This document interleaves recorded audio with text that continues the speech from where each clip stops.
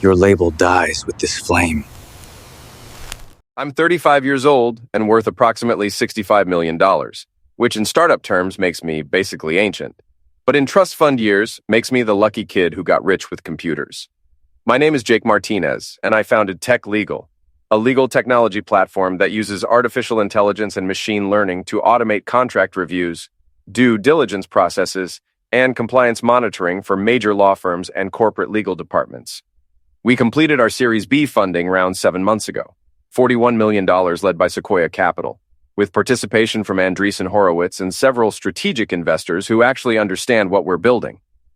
My personal investment portfolio reads like a hedge fund manager's wet dream: limited partner stakes in 2 major private equity funds, KKR and Carlyle Group, several venture capital investments that generate solid returns, and enough liquid assets to purchase a small nation or at least a really nice Manhattan neighborhood. On paper, my existence appears curated by someone's personal wealth manager with unlimited resources.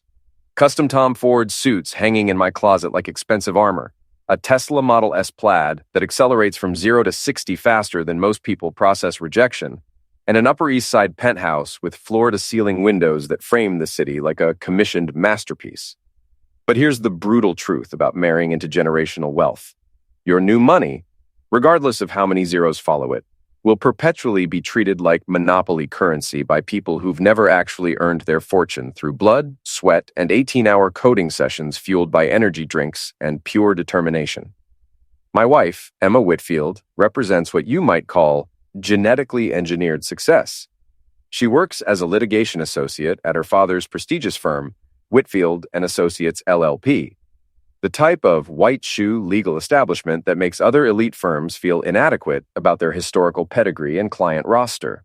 This law firm was established when legal contracts were still handwritten with fountain pens, and the concept of billable hours existed only in some sadistic partner's imagination. They wear their institutional tradition like medieval chainmail, heavy, restrictive, completely impractical for modern legal warfare, but impressively intimidating when you need to establish dominance over the peasants and newer practitioners who lack proper breeding and connections. Her father, Judge Richard Whitfield, is a retired appellate court justice who continues speaking as though he's delivering constitutional interpretations from his judicial throne. This man has never encountered a casual conversation he couldn't transform into a cross-examination, or a restaurant order he couldn't treat like a motion for summary judgment, requiring extensive briefing and supporting documentation. Around the Whitfield family constellation, I'm not Jake Martinez, the entrepreneur who constructed a technology company from 3 lines of Python code written in my Columbia law dorm room into a legal tech unicorn that processes more contracts daily than most established firms handle annually. I'm not the innovator who identified massive market inefficiencies and developed machine learning algorithms capable of identifying compliance violations faster than teams of first-year associates hopped up on Adderall in desperation. I'm certainly not the CEO who transformed artificial intelligence into legitimate legal tools for professionals who previously considered legal tech an oxymoron comparable to military intelligence or airline food. No, in their rarefied atmosphere, I'm simply the +1 with substantial assets. I'm the individual who gets introduced at family gatherings with my net worth functioning as my middle name. Meet Jake 41 Million Martinez, Emma's husband. At dinner parties, I'm captioned with dollar signs rather than actual accomplishments, like some walking stock ticker instead of a human being who solved billion-dollar problems the legal industry didn't realize existed. The pathetic part? I convinced myself this treatment was acceptable. For months, I rationalized that systematic dismissal was simply admission cost to their exclusive world, that being treated like an expensive accessory somehow justified itself because I gained access to Emma and acceptance into the Whitfield dynasty. I told myself their casual dismissal of my achievements represented charming old money humor, that their inability to comprehend my actual profession was endearingly antiquated rather than deliberately insulting. When Richard introduced me to his country club associates as Emma's husband with the computer business, I convinced myself it was affectionate rather than reductive. When Emma's mother requested iPad technical support at family gatherings, I pretended she genuinely valued my assistance instead of literally being unable to distinguish between founder of revolutionary legal technology startup and teenager who works at Apple Store. I rationalized every slight, every condescending comment, every occasion when someone asked me to explain cryptocurrency Despite tech legal having absolutely zero connection to blockchain technology, or assumed that working in technology automatically made me some antisocial hermit surviving exclusively on Mountain Dew who'd never experienced natural sunlight.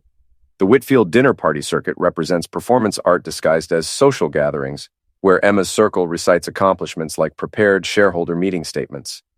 These conversations follow predictable scripts. Someone always shares board meeting anecdotes that sound suspiciously like corporate fiction.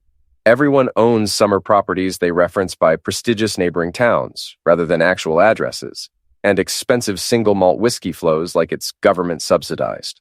I've endured countless evenings watching grown adults compete over private jet access, treating fractional aircraft ownership like personality traits rather than overpriced methods of avoiding TSA security lines and airline cuisine. The humor at these gatherings stays consistently light, which represents wealthy person code for cruel commentary delivered through expensive dental work and superior breeding. I'm perpetually the tech kid, as though I'm some precocious child who accidentally stumbled into success rather than a 35-year-old CEO who built his company through legal expertise, technical innovation, and sufficient caffeine consumption to hospitalize smaller mammals. Sometimes I get upgraded to the software guy, making me sound like door-to-door subscription salesman rather than someone running a company processing billions in legal transactions annually.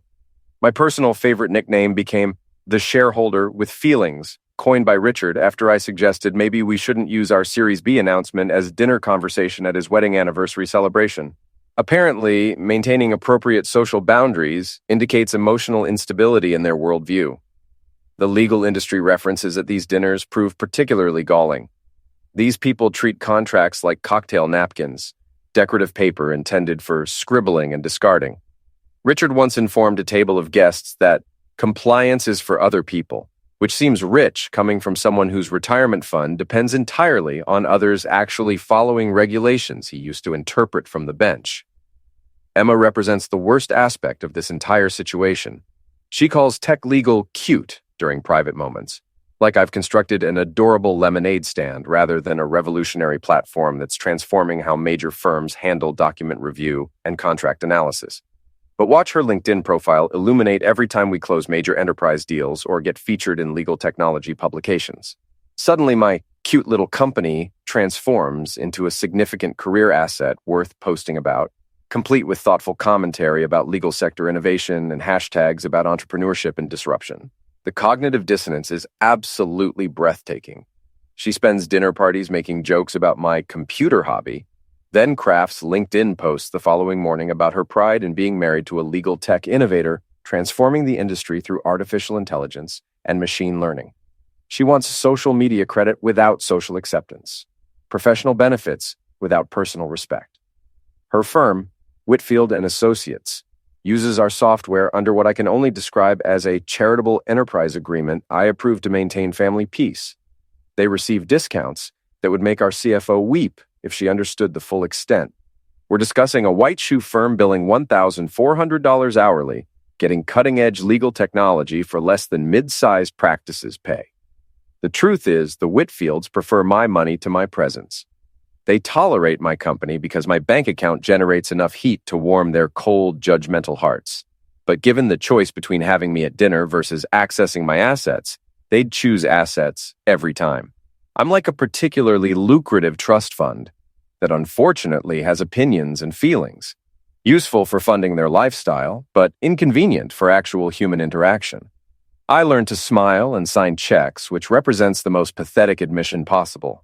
I became a human autopen, mechanically approving requests and financing whims while they systematically dismantled my self-respect one dinner party at a time. I funded Richard's Alaskan fishing expeditions, underwrote Emma's mother's charity galas, and quietly transferred money into family accounts whenever someone experienced temporary cash flow situations that somehow never resolved themselves.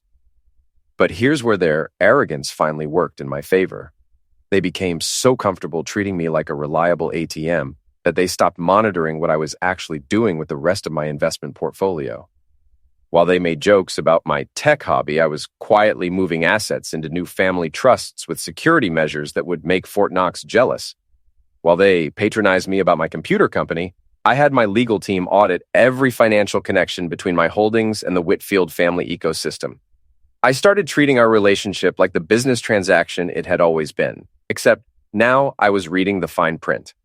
Every shared account got scrutinized, every joint investment reviewed, every casual financial favor documented and categorized. I brought the same analytical approach to my personal life that built tech legal.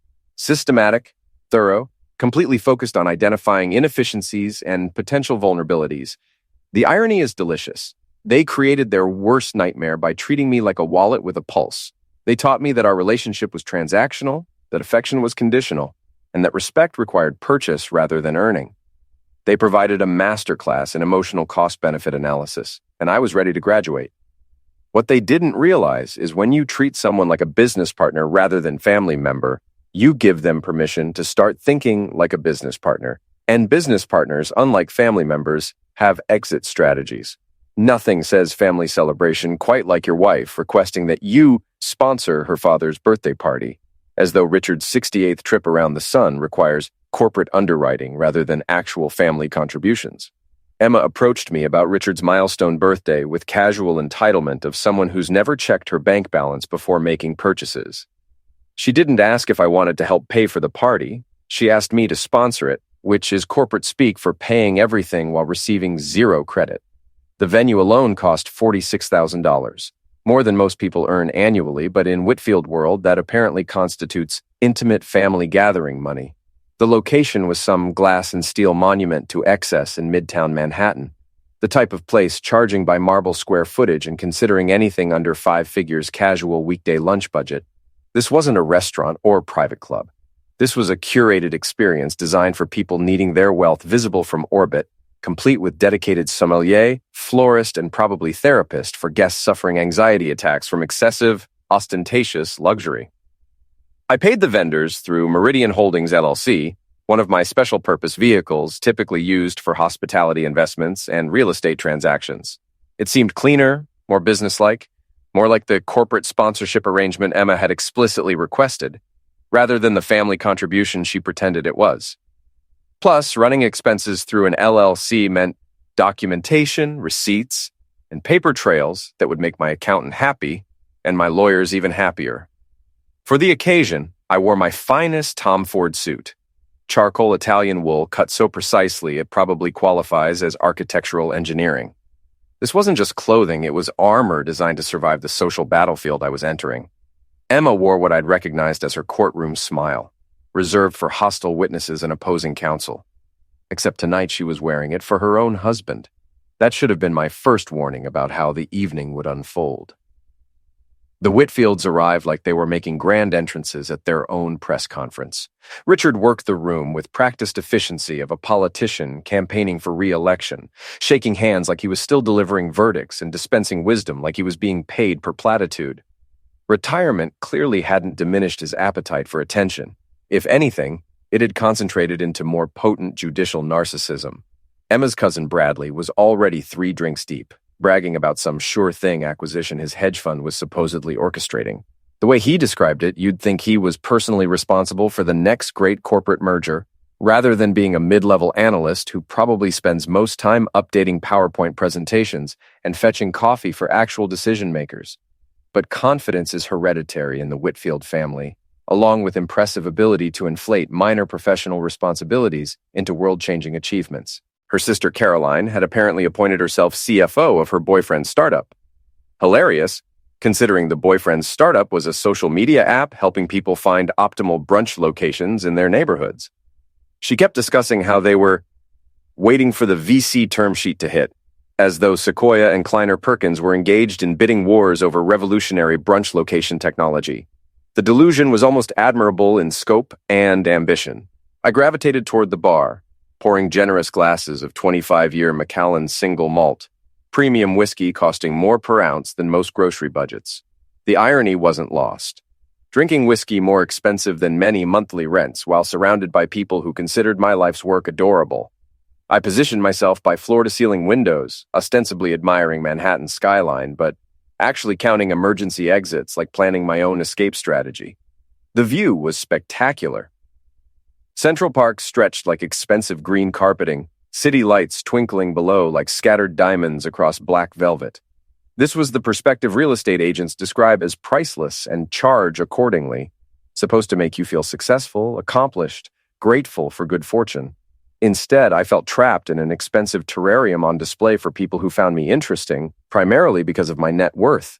From my window position, I had perfect views of the party's social dynamics.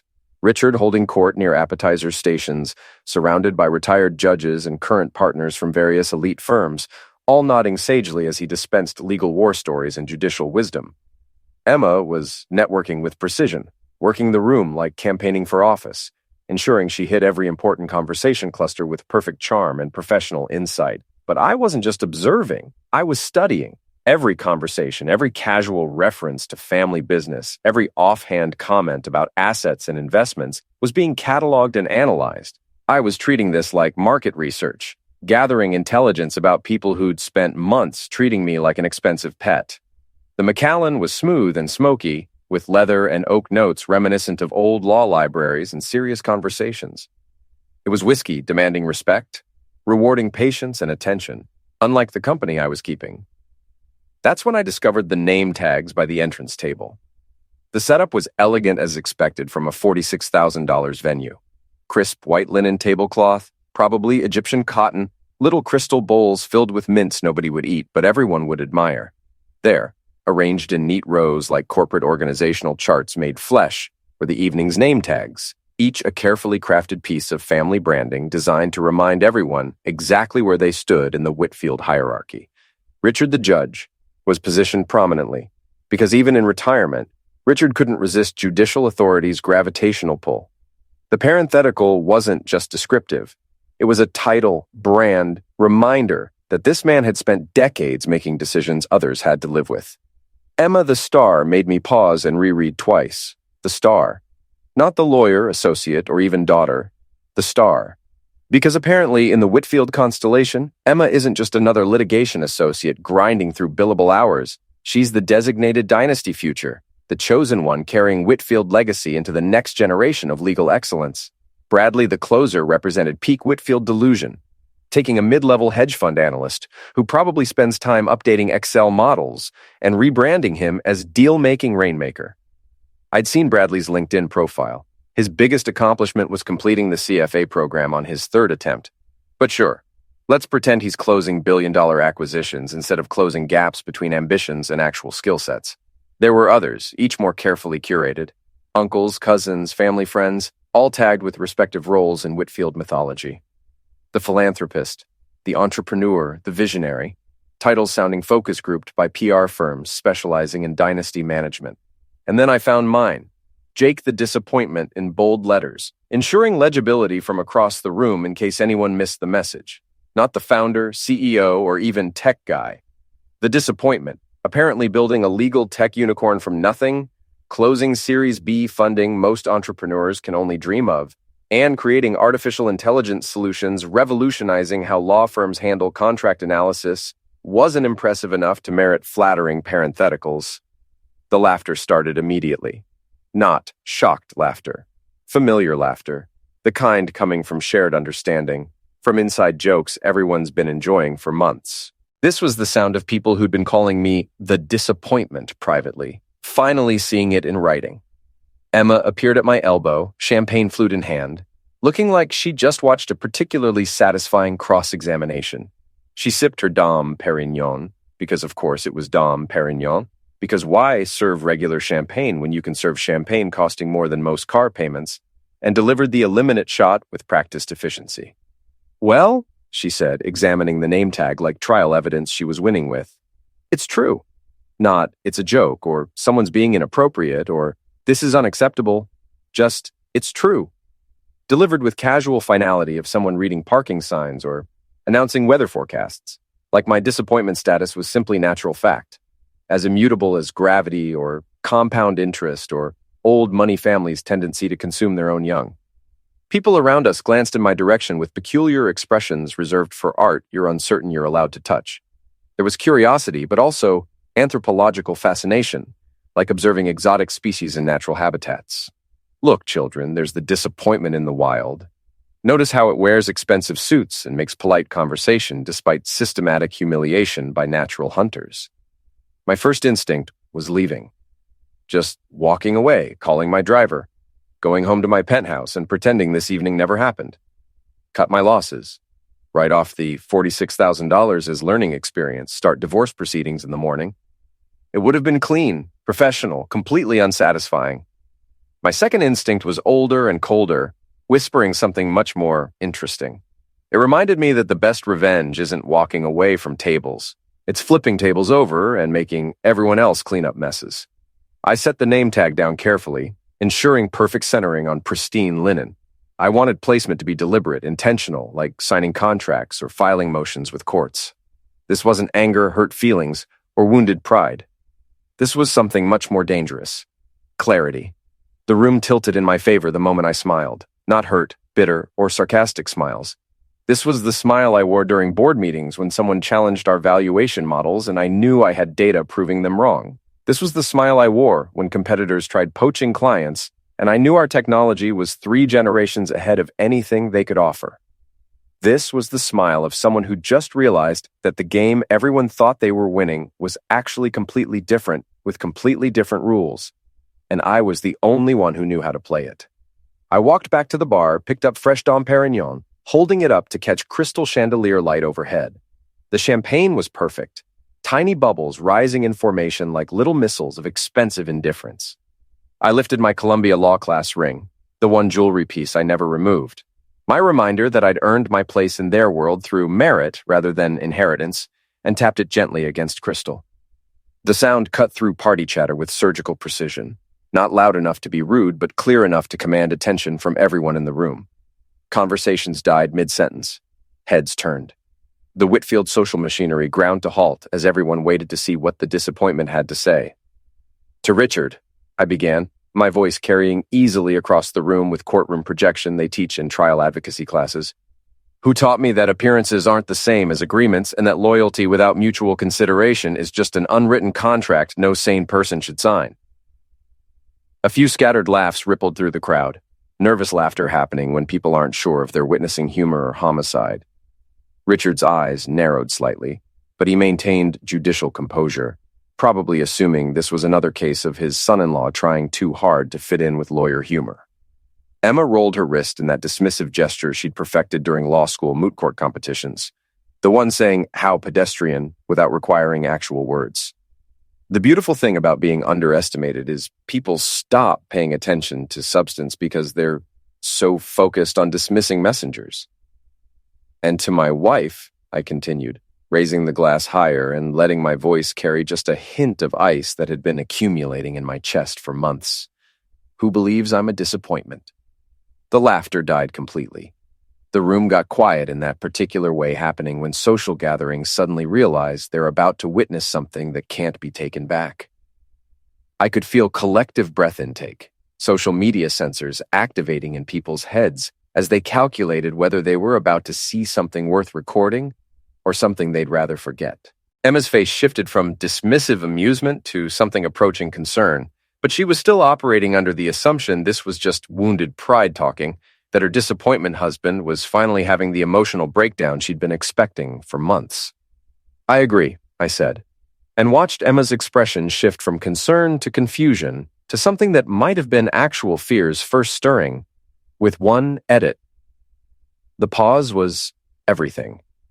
In that silence, I could feel the room's energy changing, social dynamics shifting from polite attention to genuine curiosity. These people were used to family drama. Every wealthy family has public meltdowns and private scandals. But something about my tone suggested this wasn't going to be typical rich person temper tantrums. "I'm a disappointment to your expectations," I clarified, letting each word land with well-drafted contract clause precision. "Not to my obligations." Now Richard's poker face was slipping. He was a retired appellate judge who'd spent decades listening to lawyers make arguments, and his judicial instincts were finally recognizing this wasn't emotional outburst. This was prepared statement. This was advocacy. This was someone who knew exactly what they were doing and had considered every possible response and counter-argument. "So here's my last gift," I said, raising the champagne flute until it caught light like a beacon. "A clean exit, the last time you'll ever see me." I set my champagne glass down on the nearest surface with gentle precision corporate raiders use when placing hostile takeover bids on conference tables. Not dramatic, not angry, just final. Then I smiled the way litigators do when they already have exhibits proving their cases, turned toward the exit, and started walking away from the last $46,000 I would ever spend on these people. The gift table was positioned strategically near the exit, a crystal-laden shrine to Richard's accumulated decades of judicial wisdom and family patriarch status, expensive crystal bowls overflowing with congratulatory cards from legal luminaries, wrapped boxes probably containing luxury items you give someone who already owns everything, elaborate floral arrangements costing more than most monthly rents. Into this monument to wealth and tradition, I placed a single plain white envelope.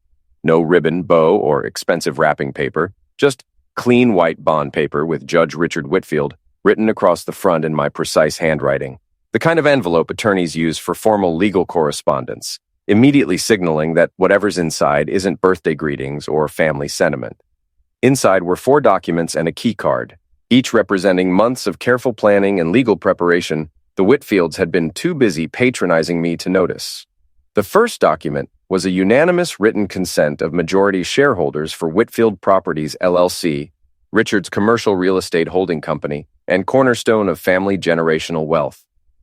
Effective at 12:01 a.m. the following day, the board of directors would be completely reconstituted under operating agreement terms Richard himself had drafted 4 years earlier.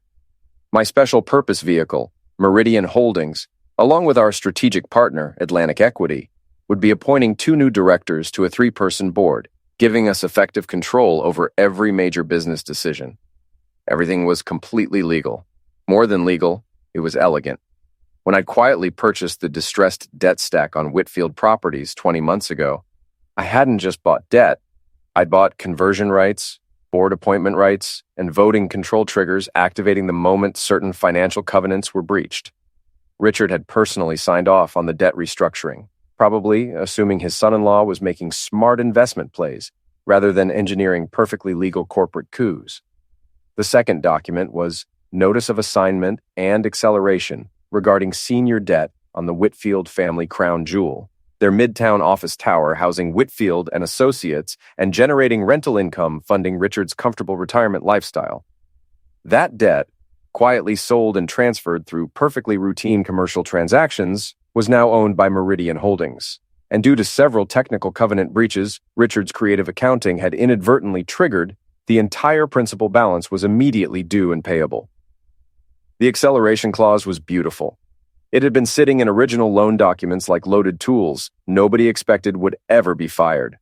But when you combine creative foundation accounting with charitable trust distributions not quite following IRS guidelines, you create exactly the kind of material adverse creditworthiness changes sophisticated lenders build into loan agreements as protection against borrower stupidity. The third document was perhaps my personal favorite, Vendor Termination and License Non-Renewal Notice for TechLegal's enterprise agreement with Whitfield and Associates.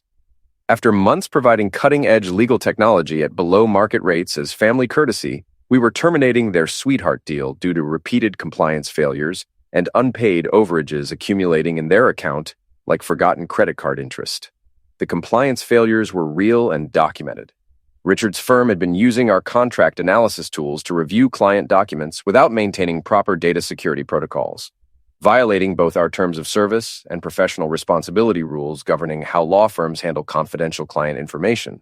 The fourth document was Separation Agreement and Prenuptial Agreement Enforcement Notice, addressed to my dear wife, Emma.